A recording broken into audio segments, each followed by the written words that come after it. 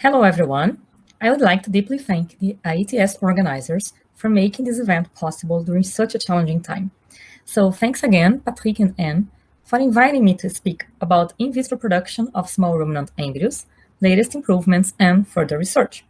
My name is Joanna Souza-Fabjan, and I work at the Universidade Federal Fluminense, located in the city of Niterói in Rio de Janeiro state in Brazil. And this is our university. And here down, there are some pictures of our beautiful school farm, which is located around 80 kilometers from the city.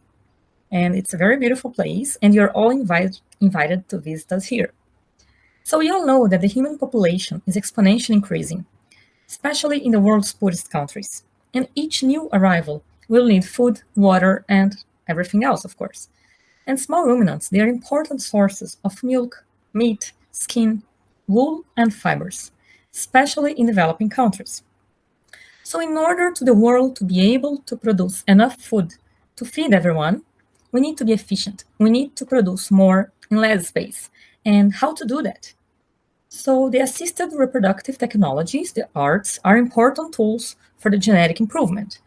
And in small ruminants, as in bovine, we are able to produce embryos by both, by the in vivo embryo production, or MOET, or traditional embryo transfer technique, or by in vitro embryo production, or IVF, or IVP.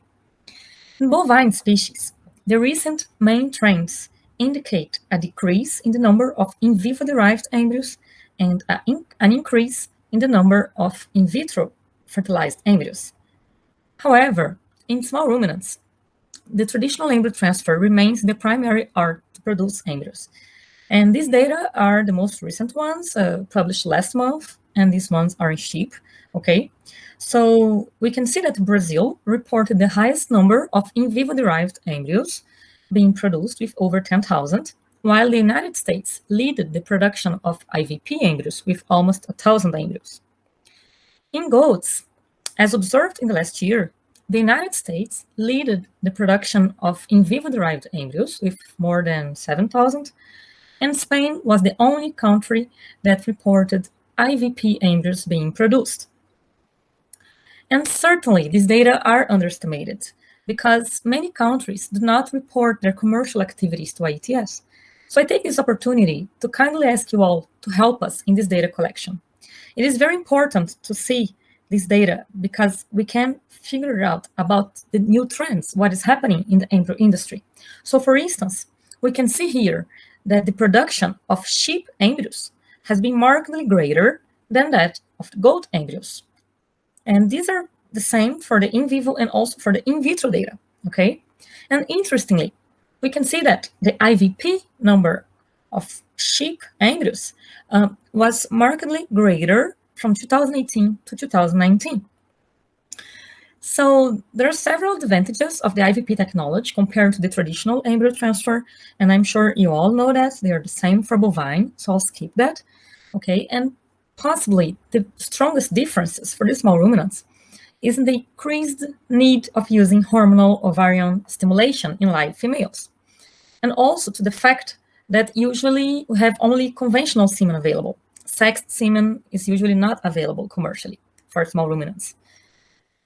So besides the 4 traditional steps for producing an embryo, I would still include the hormonal ovarian stimulation in live small ruminant females.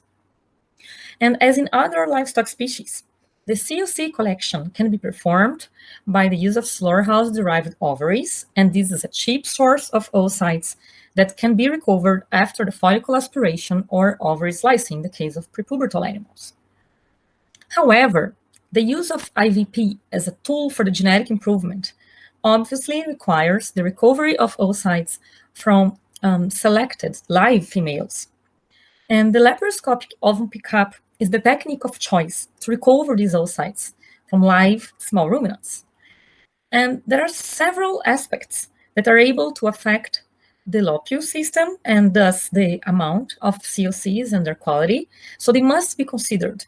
For example, the flow rates, the tubing size, the follicle size, needle size, and also the type of needle, as demonstrated by Rodriguez and his group.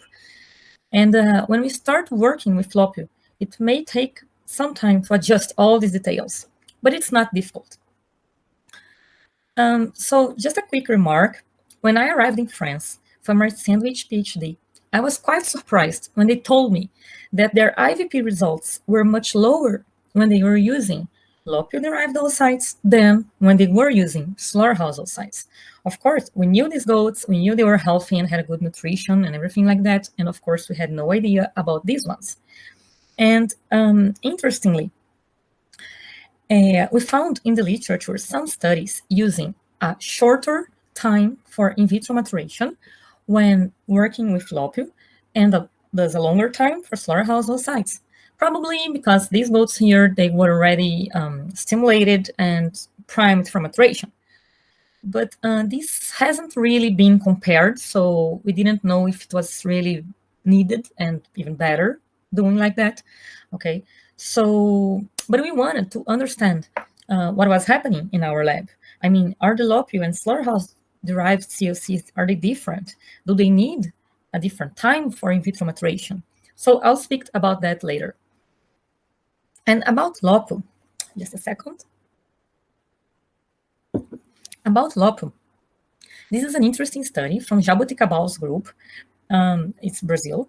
And the authors demonstrated that 9 sessions of lopio did not interfere with the follicle production in ewes and did not cause ovarian lesions, and highlighting that this is really a minimally invasive technique. And our group observed something similar in goats. We used the lopio and stimulated goats for 7 sessions, okay, and then we compared. We did not find any difference in the recovered number of oocytes, recovery rate, okay, and then we compared these goats being aspirated by the eighth time, it's this repeated treated group, compared to goats being aspirated for the first time. It's this single treated group, and we did not find any difference in any IVP outcome. So there are several factors acting together that are able to affect the COC quality. Regarding age, Myteparameus groups have lots of nice studies using the prepubertal goats and also sheep, okay? But today, I chose the first 2 in this list since we are speaking about small ruminants. So I chose some studies related to the effect of hormonal ovarian treatments and also the season. And okay, so although it's obvious that hormonal stimulating treatments may affect the oocyte developmental competence, there are not many studies in the literature comparing different treatments in the same study, in the same conditions. And thus, there's no standardized FSH dose or regimen of administration or time of administration. And pretty much each group uses his own treatment, okay, and they can vary a lot from one lab to the other. So we used in the sheep model the day 0 protocol, which was usually initially developed for the conventional embryo transfer. Okay, we used it here to collect oocytes of predictable higher competence. And we compared 80 with 120 milligrams of FSH associated to ECG as a one-shot regimen, okay? So just 1 dose of FSH, or the same amount of FSH in 3 decreasing doses. And we also had an unstimulated control group. And we checked some genes related to the oocyte competence and also to the steroidogenesis. Okay, so we did not find any difference in the recovery rate and the total number of oocytes or viable number of oocytes, but we did find in the good quality COCs. So we noticed that when we used the multiple dose regimen, it increased their quality. And also 80 milligrams was similar to 120. So 80 milligrams was enough to produce BCB plus oocytes. And overall, the stimulation protocols positively affected the gene expression when compared with control, okay? And when we compared 80 versus 120 milligrams, we can see that some transcripts involved in the steroidogenic pathway and also the oocyte competence were downregulated when we used 120 milligrams. So this highlights our preferable use of 80 milligrams for ovarian stimulation.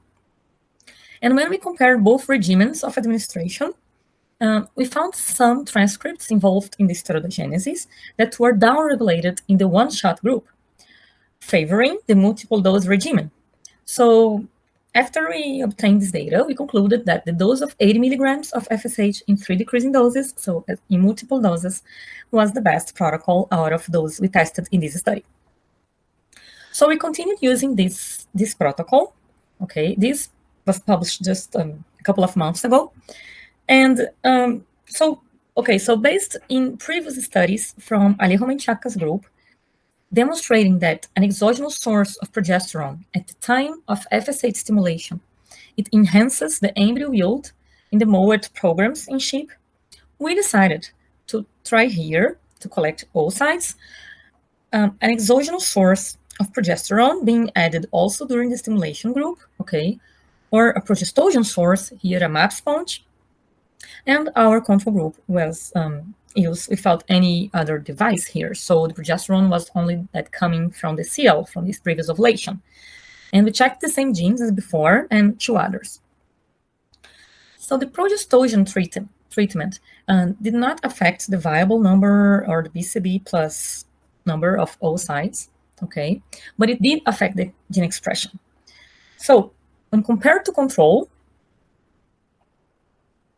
in the MAP group, renin gene was downregulated and the BCL2 was upregulated.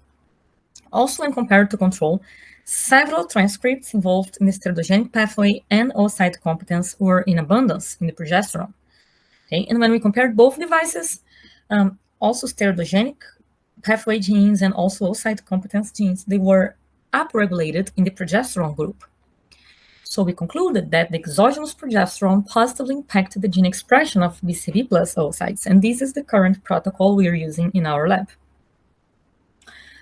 Okay, so we all know that small ruminants are seasonal breeders, and depending on the latitude, of course. And as seasonal species, are they susceptible to variations in IVP outcomes throughout the year? So during the pandemics, I decided to compile this data. And as we all know, spring is the anestro season and the autumn is the peak of breeding season in small ruminants. And as we can see here, cleavage was significantly lower in spring when we compare to the breeding season, to the autumn. Indeed, there was a lower possibility of cleavage in spring compared to all other seasons. And the blastocyst rate from the initial number of oocytes was lower in the spring compared to all others, and in the autumn, it was higher than all the others. And embryo hatchability and also the blastocyst cell number were similar throughout the year. So we concluded that the breeding season leads to improved oocyte developmental competence, but embryo quality remained similar throughout the year. So for COC selection, it is important to highlight that small ruminants have much less cumulus cells than bovine. And usually oocytes containing at least one complete cell layer, they are used for IVP, and those classified as grade 3 and grade 4 oocytes, they are discarded. However, in some places, we have no access to slaughterhouse, and the local procedure may generate oocytes like being really expensive. So, and besides that, the follicular aspiration systems we use leads to a loss of cumulus cells and at least a part of the oocytes retrieved. So we are not sure if, for example, this oocyte, if it's like denuded because of the strength of the aspiration system, or if because they're coming from a follicle already on the way of atresia. But we decided to give these oocytes a chance and to try different possibilities. So the first study we did, we aimed to assess the potential of using denuded oocytes at the collection for IVP. So we named them as DOC, okay, oocytes denuded at the collection. And in this first group, we matured and fertilized and cultured these oocytes alone.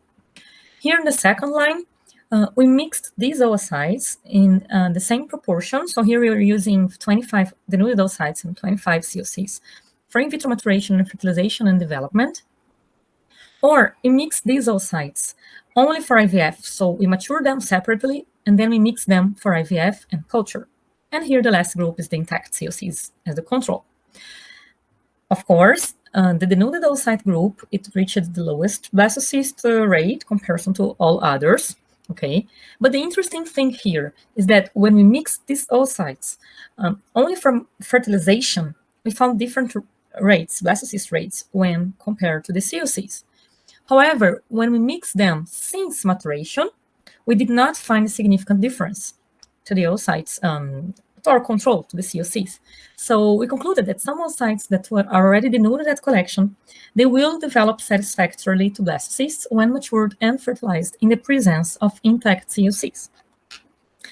So after these encouraging results, we wanted to understand a bit deeper our possibilities.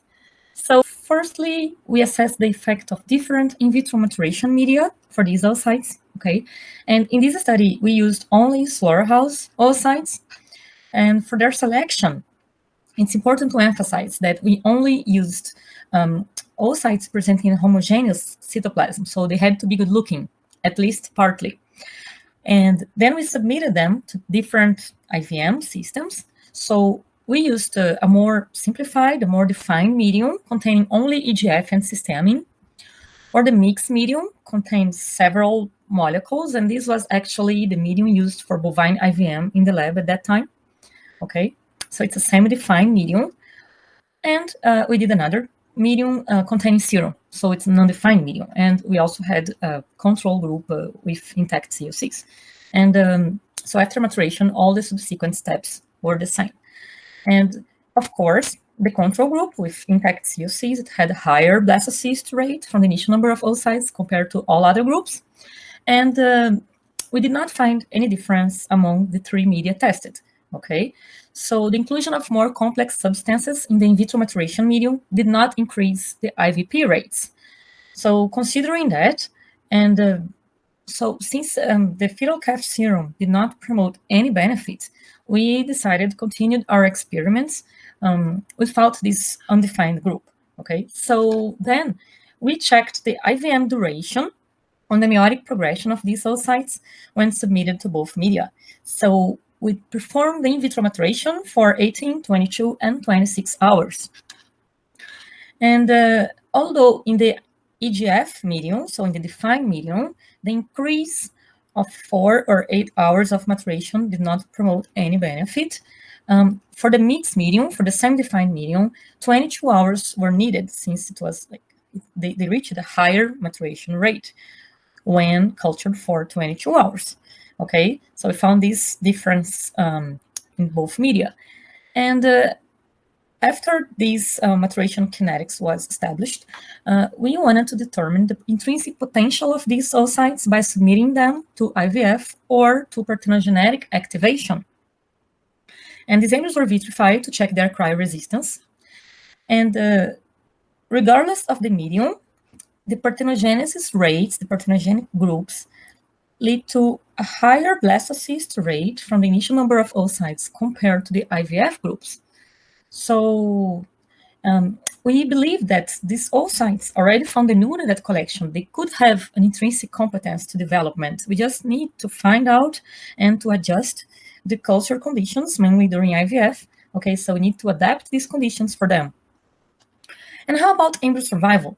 So despite isolated differences in the hatchet group, okay, we had no difference in the embryo survival regarding the IVM system or the method of activation, okay? And all the groups reached an acceptable cryosurvival rate, okay, after the end of culture.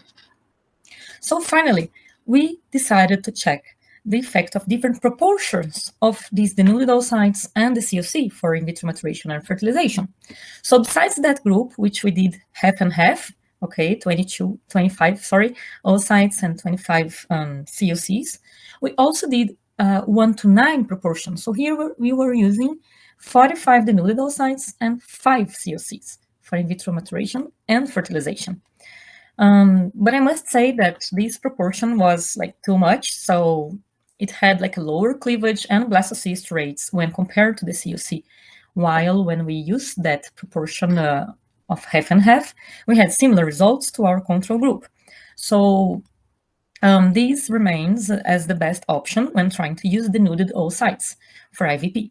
And we concluded after all these experiments that these denuded oocytes, they can be used to produce additional embryos from genetically valuable females. Okay, so when I started working with goat IVP,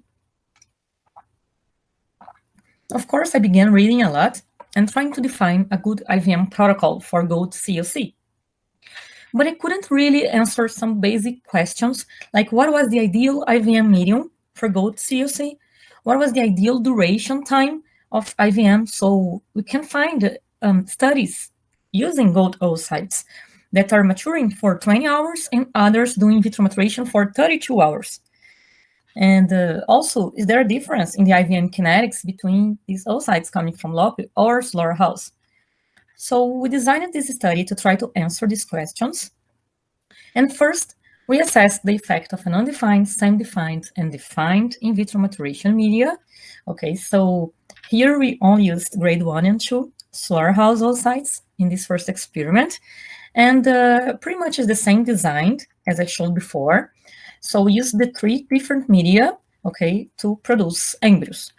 And despite the higher cumulus cells expansion in the semi-defined and undefined medium compared to the simplified, we found no difference in the maturation rate and also in the fertilization rate or in the monospermic or polyspermic penetration and in embryo development. So cleavage, blastocyst rates, and hatching, and total cell count number, they were all the same when we tested these 3 different media. So similar IVM, IVF, and IVD rates were obtained when using all these 3 IVM media. So again, we decided to continue the experiments without the use of serum. And then we wanted to assess the IVM kinetics of these both sources of oocytes.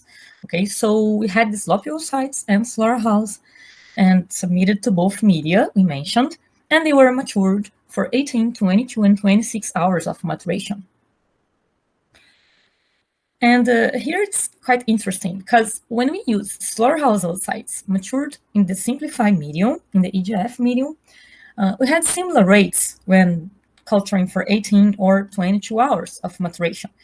But when we used for Loppe oocytes being matured in the same medium, we had a significant increase when maturation lasted for 22 hours.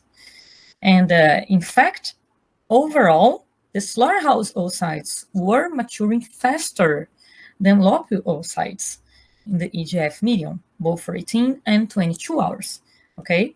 And there was no difference in this comparison when we used the same defined medium. So we may conclude that depending on the medium, slaughterhouse and Loppe-derived COCs may have different IVM kinetics. And to try to make it simple, we can use 22 hours for all sources of oocytes, okay, with a high efficiency. And okay, so we wanted to check their developmental competence of these oocytes coming from both sources by submitting them to IVF or parthenogenetic activation. And these embryos were also vitrified, okay?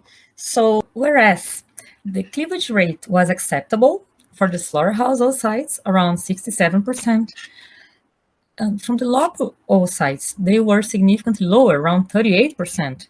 These I mean from the IVF-derived oocytes, okay? So, and how about the parthenogenesis rates? We were quite surprised with this result because all the groups reached a quite high cleavage rate, okay? And even the Loppe oocytes, demonstrating that they have competence to develop. So, in the IVF groups, the Loppe oocytes reached significantly lower blastocyst rates when compared to slaughterhouse oocytes. And the parthenogenetic groups were similar among all treatments. So we may conclude that the Loppe and slaughterhouse oocytes, they have similar intrinsic quality, okay? And regarding the embryo survival, despite few differences between embryos expanded and hatched before vitrification, we found no difference when we compare different oocyte origins or IVM systems or method of activation, demonstrating that these embryos, they all have similar quality. So we had a challenge after these studies to propose a system capable of generating good embryonic rates from Loppe-derived oocytes submitted to IVF. And after some experiments, we were able to produce those, but we had to go back to the undefined IVM medium. So here we used the fetal calf serum, okay? And in this study, we were not able to do many comparisons because we were working with an endangered breed and we did not have a big amount of oocytes. But we were able to reach a reasonable cleavage rate and a quite high rate of blastocyst, considering the initial number of oocytes from lopu-derived oocytes subjected to IVF. So nowadays, just to summarize here, when we are using oocytes derived from slaughterhouse, we usually apply the defined medium. And when we are using lopu-derived oocyte, we use this undefined medium for IVM, okay? So for small ruminants IVF, we can use either fresh or frozen fluid semen without any difference in the development. Conventional semen is usually applied, like I mentioned before, because sex semen is usually not available. But this study was published just some days ago, and the authors highlighted that the use of sex-sorted semen for small ruminants will become a reality as an option for breeding, like in the near future. So we hope so. And the sperm selection may be collected either by swim up or per call gradient, and also there are some others, but these are the two most used. And usually we apply the swim up when we're using fresh semen and the per call gradient when using frozen fluid semen. And the induction of sperm capacitation in small ruminants is usually performed by the use of estrus sheep or goat serum. And if all goes well, we can easily reach around 70 to 80% of cleavage rate. Okay. And again, when we stopped to check the literature and to get an IVF protocol, we noticed that some groups were denuding these oocytes before IVF, so right after IVM, and some groups were denuding the oocytes only after IVF. Moreover, the use of heparin was quite controversial for goats. Okay, there are some labs using, there are some labs not using and reporting a bad experience with that. But without a direct comparison, it's hard to know what is better. So in this study, we examined the effect of including heparin in the IVF medium and the influence of cumulus cells during IVF. So we used only grade 1 and 2 slaughterhouse oocytes here. So we used our defined condition for IVM. And for IVF, 10% of estrus sheep serum and associated to heparin or not. And we denuded these oocytes only after IVF or before IVF. Okay, so we had these 4 groups. The in vitro development, we used soft BSA and fetal calf serum. It's our normal traditional treatment. And as we can notice here, the association of the presence of cumulus cells and heparin during IVF reached a significantly higher blastocyst production rate from the initial number of oocytes than all other groups. Okay, so we conclude that this association improved the goat IVP. So after we were sure about the role of these cumulus cells during IVF, we wanted to see if these cells should be necessarily attached to this oocyte or if they could be only present in the IVF well. So we got some CUCs after IVM, we denuded them, then we recovered these cells and added into the IVF well. In fact, we wanted to see if this treatment here was similar to a CUC or to an oocyte denuded in purpose. And so we checked that, and for our surprise, I must say that these denuded oocytes in purpose added by cumulus cells, they behaved similar to these intact CUCs. And they were higher, they promoted higher rates of blastocyst compared to these oocytes denuded in purpose.